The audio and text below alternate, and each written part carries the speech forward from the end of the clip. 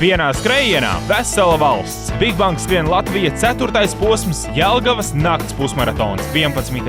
jūlijā 10. vakarā. Reģistrējies Bigbank skrien Latvija LV vai Sportland veikalos visā Latvijā.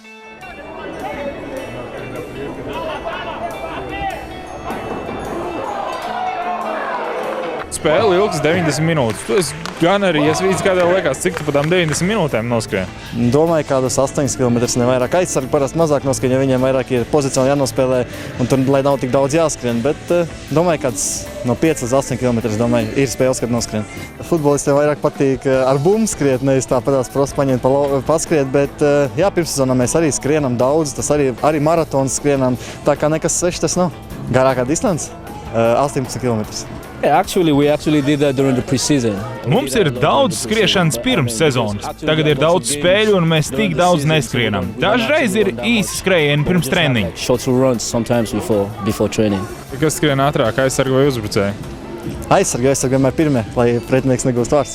Bet uzbrucējiem atkal jāapskrien tas aizsargs, savāk viņš nevar iesist vārds. Aizsargam jābūt ātrākam, lai viņš varētu neielaist vārds.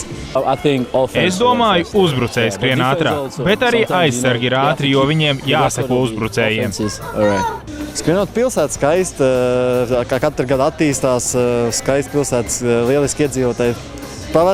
Skrienot, pabaudīt dabu un lieliski atmosfērā to darīt.